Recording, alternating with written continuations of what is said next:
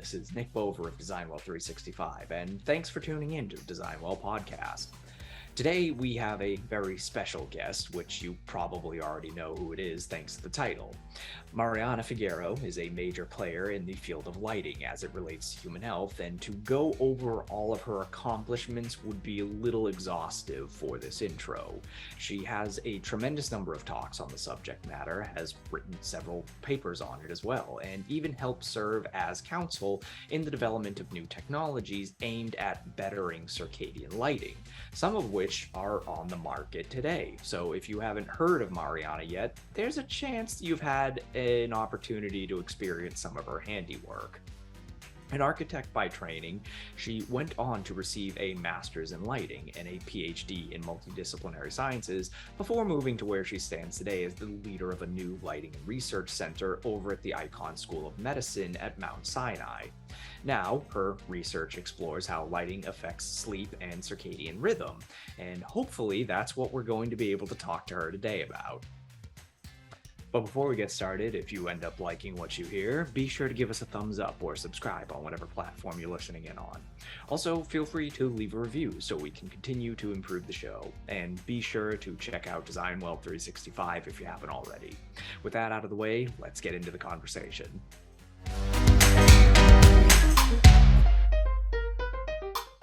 Mariana, it's great to be able to have you here on the show. I'm a little disappointed that it's only for a half hour, but I will plan to make the most of it. So for those who may not be familiar with you or your work, why don't you give us an introduction?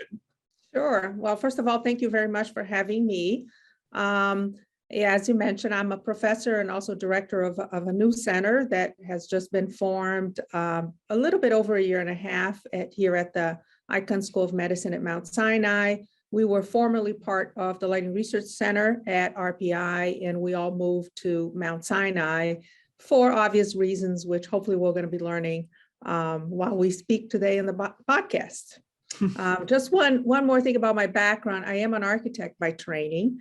Then I got my master's in lighting and my PhD in multidisciplinary science, doing a lot of work on how light affects sleep and circadian rhythms.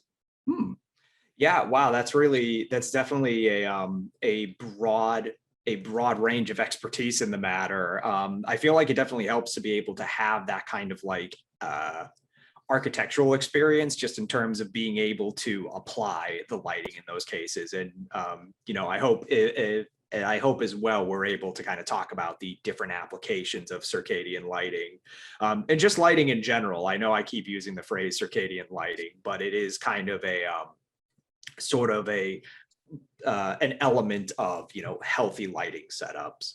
But before we get into that, I am actually kind of curious to talk about your move to this new position and to this new research area. What kind of prompted that? Yeah, it's interesting because like you said, I mean, it's not just about circadian lighting, it's really about lighting in the built environment, and light can really affect your visibility. It can affect your mood and how well you feel in the space, and it can also affect your sleep and circadian rhythms. And we actually work in all of these areas, and we used to do a lot of work in all of these areas at the Lighting Research Center, but we did increase a lot the work in the health area.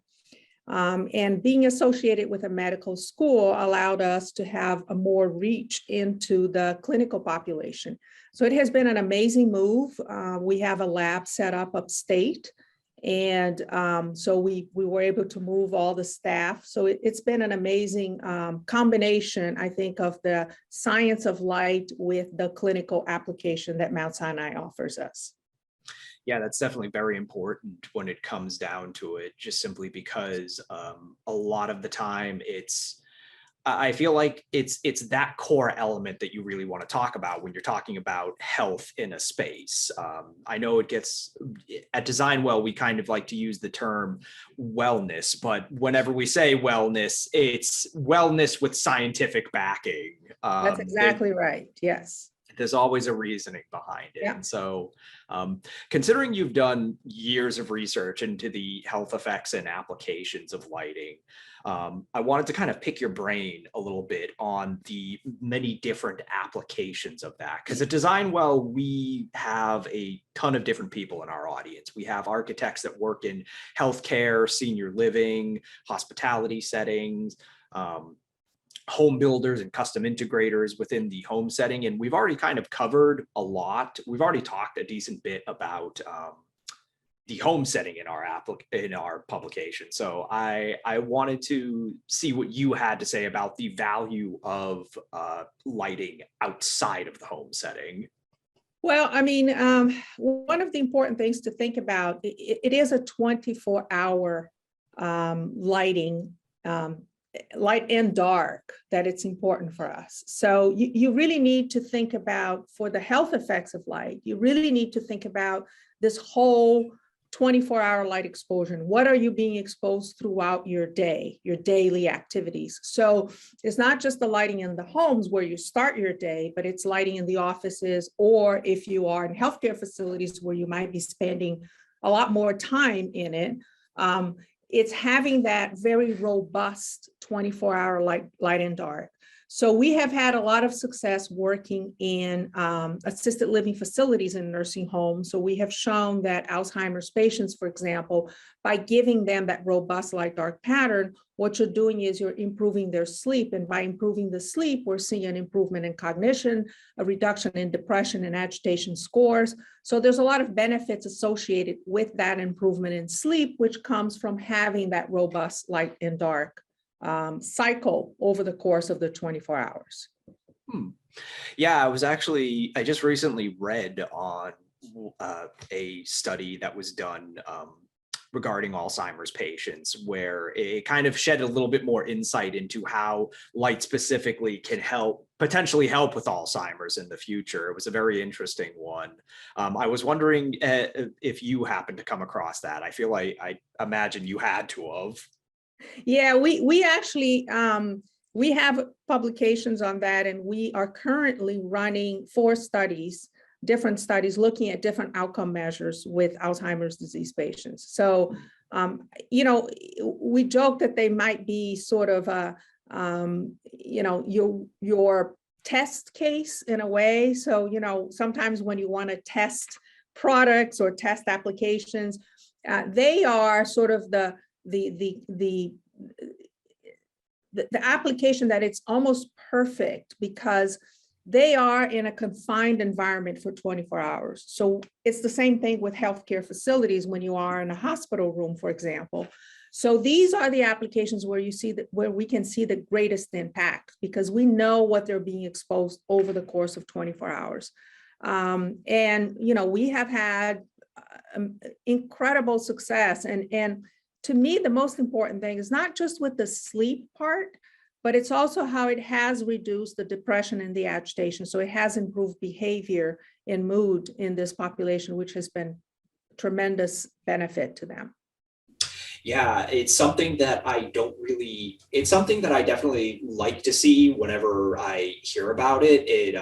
I've covered a few projects on the site that deal with specifically dementia patients and how circadian lighting in those situations can be used to help them. I'm curious if in your own experiences, just through research, have you come across a lot of facilities where this is kind of in widespread use, or? Actually, unfortunately, no. And I think that I keep asking myself, why not? Because it is such an obvious application to be able to use that.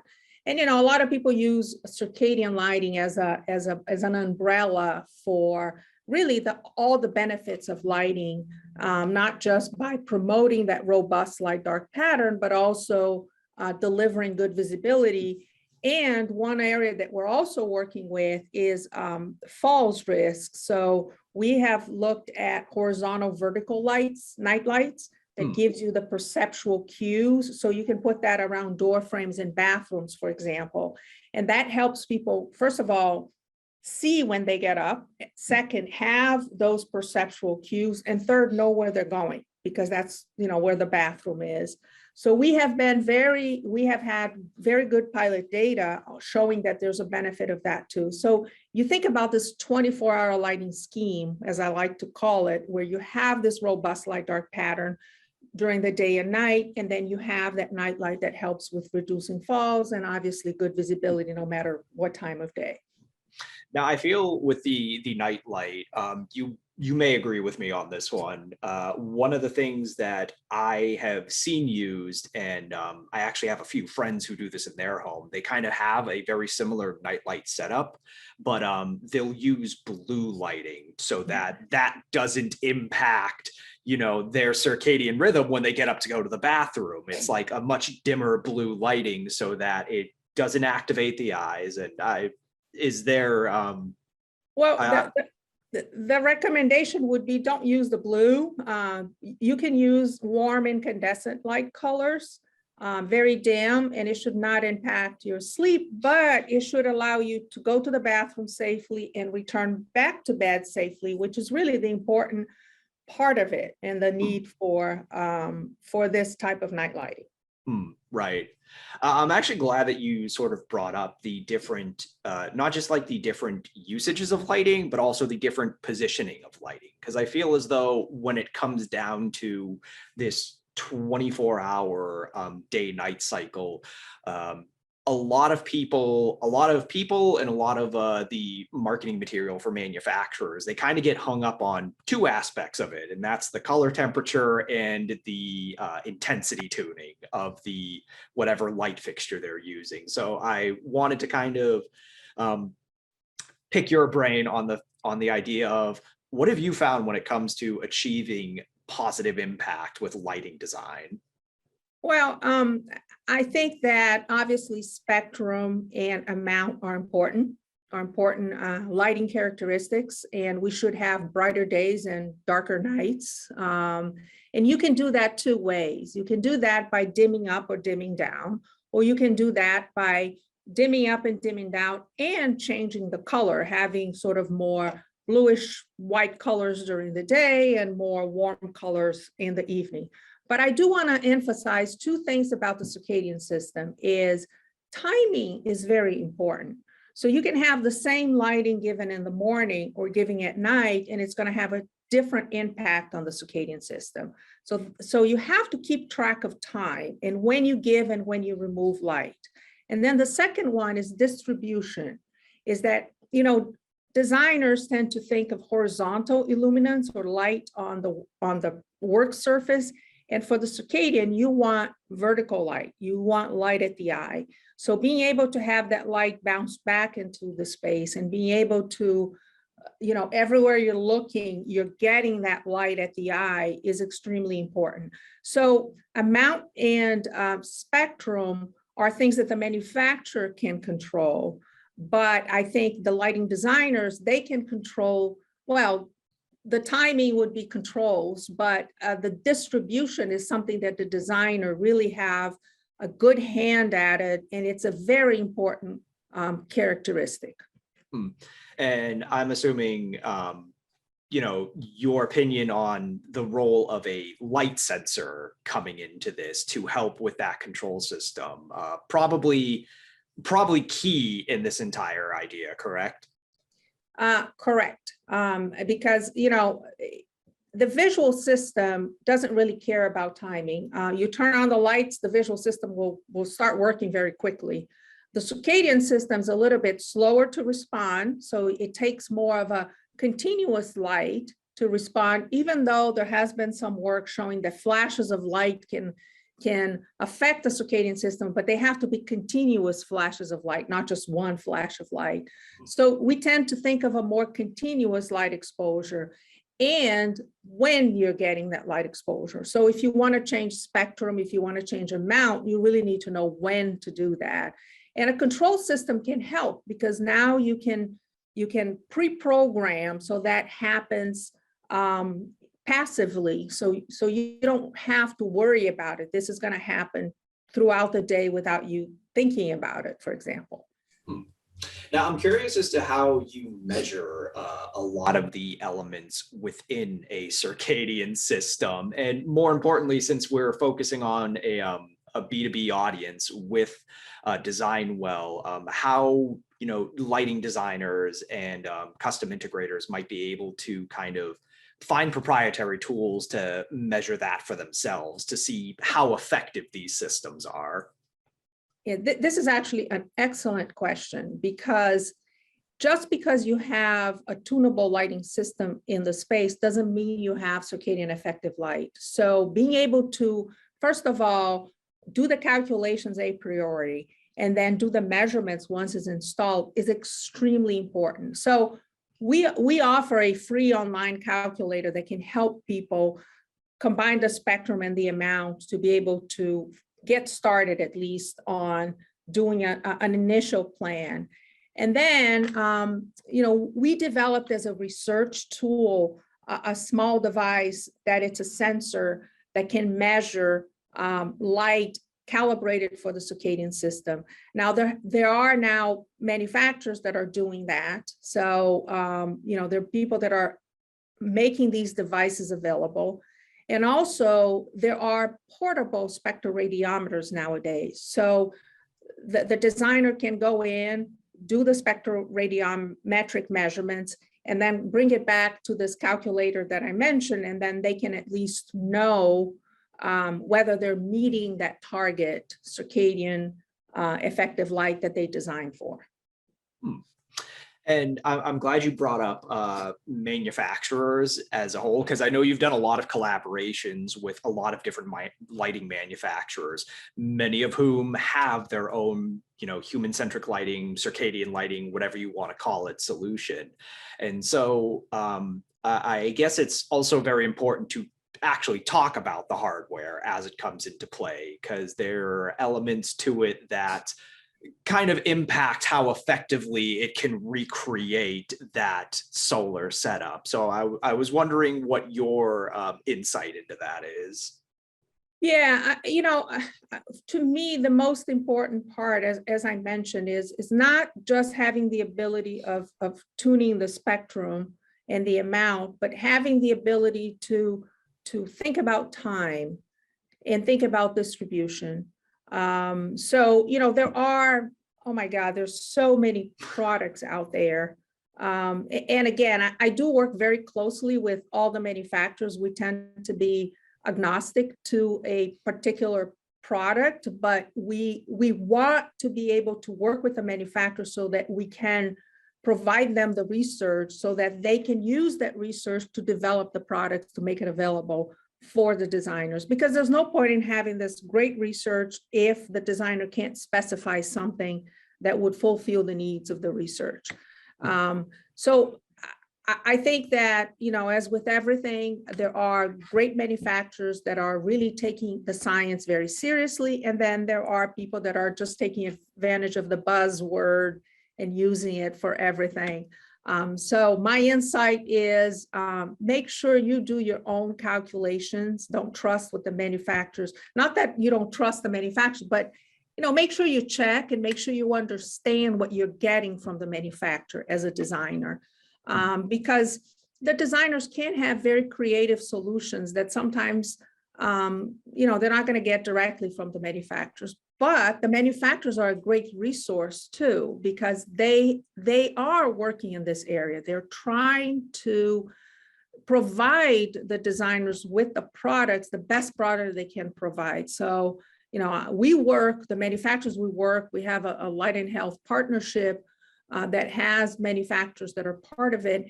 And they are very serious about, let's get the science right, which I really love to work with them because of that. And I think a lot of the time too, especially nowadays, manufacturers have become a lot more, especially when it comes to architectural lighting, manufacturers have become a lot more accommodating in the different design elements of that, where even if there are specific fixtures that may not fit perfectly, they're willing to do these like custom builds for. Yeah, and I think that the light emitting diodes or LEDs are giving a lot more flexibility to both the designers and the manufacturers. it is such a flexible light source that nowadays you are able to custom made without being prohibitive expensive, right? It used to be very expensive to be able to do that. And now I think the technology is there. I think the manufacturers, very interesting. A lot of the manufacturers are hiring software designers, or, it's a completely different group of people that are now part of lighting manufacturers, because now lighting is not just a light bulb that you change, it's really a system. So you're seeing a lot more of the manufacturers having completely different groups of people that didn't used to work in the lighting industry before, which has been a great benefit for lighting. Yeah, definitely, especially considering, in the earlier days when LEDs kind of first started coming out, there was the whole issue with the flicker that would sometimes occur between the dimming. And now that doesn't really seem to be too much of a concern, although it's definitely something that I think designers should be looking out for when it comes to sourcing a product. And I think it's back to, if you work with the right manufacturer, you're going to get a good product, because it's just a matter of how much you spend to solve these issues. And some of the manufacturers are very concerned about it and are investing in solving these issues, and others are not. So I think that it's good for the designers to know that the problems exist and ask these questions to the manufacturers so that they know that they're working with the right group of people.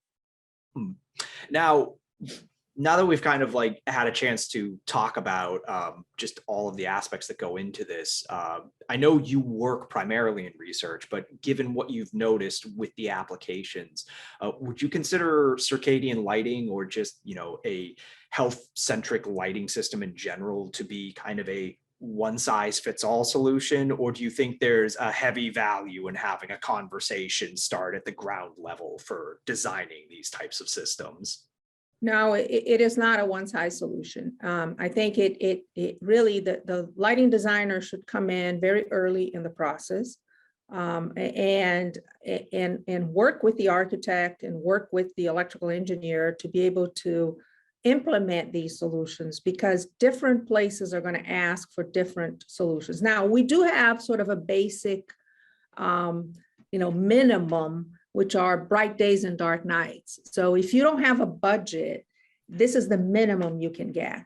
But then if you have a budget, you have things like the aesthetics and the passive changes in the environment. If you have a lot of daylight in the space, you can have a lighting system that would be changing in tune with the daylighting outdoors, for example. So these are really things that are going to depend on what is your customer, how much money your customer has, and what is the space you're lighting.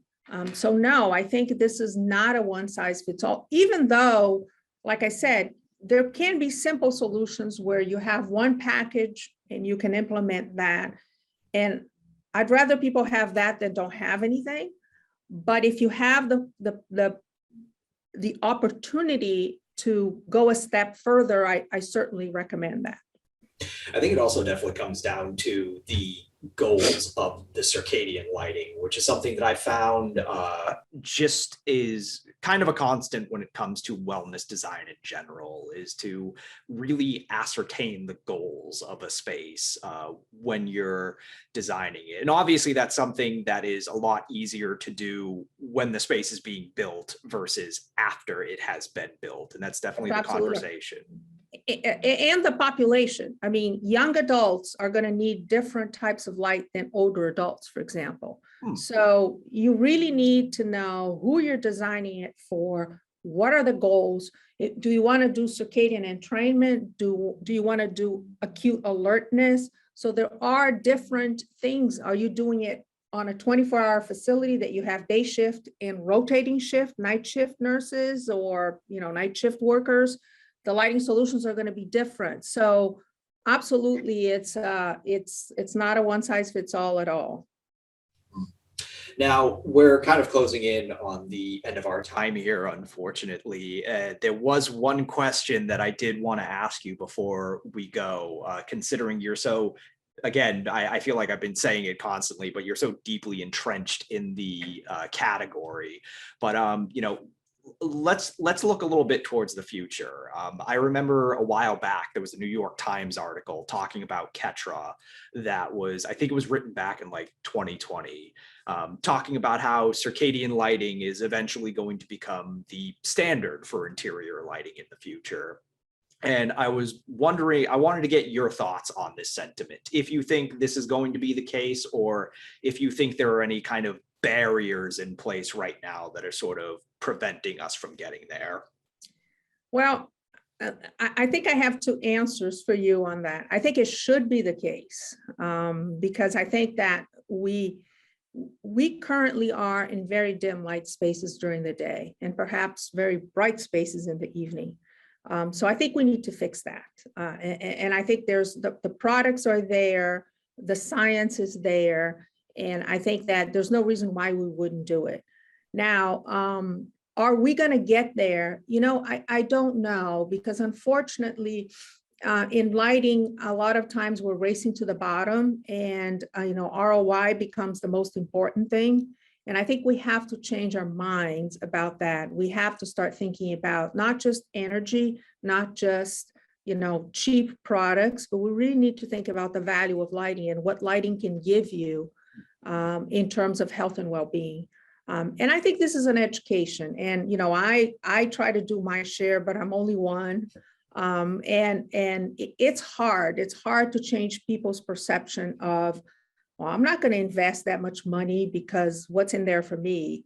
Or the other question that I, get a lot, so what's the proof of it? And, we have plenty of field studies saying bright days will lead to better sleep at night. And there's not a lot of productivity, which people ask, but the truth is, if you have a good night's sleep, you're going to work better the following day, right? And many other things may influence your productivity, but the chances are that you're going to be good to get to work the following day. So I think that, will it be? I don't know yet, because there's a big cultural change. Now, should it be? It's an absolutely yes. Pretty much my idea currently as well. I always want to say when it comes to these situations that it's like, yes, it 100% should. I definitely want it to become the actual thing.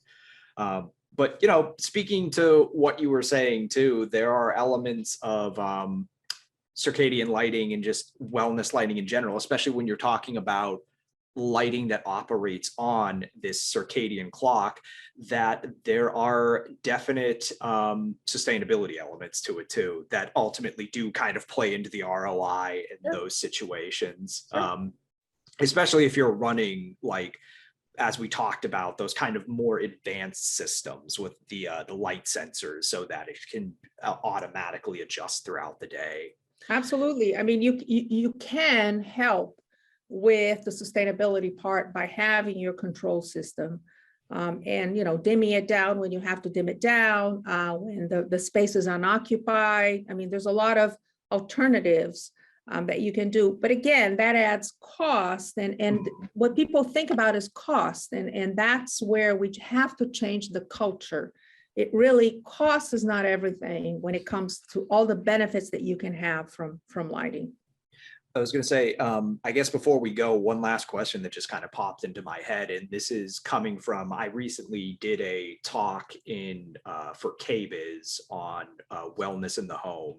And one of the questions that came up at the talk that I didn't necessarily have an answer for immediately was kind of pertaining to that topic of ROI. It was, what is like the tangible monetary benefits of this? And I was wondering if you've done that, if you've done any research into that, not necessarily from a sustainability or building efficiency perspective, but I have seen some studies done on that when it comes to public health and how, like, certain Yeah, it's interesting because I have a proposal in to actually go into nursing homes to do that.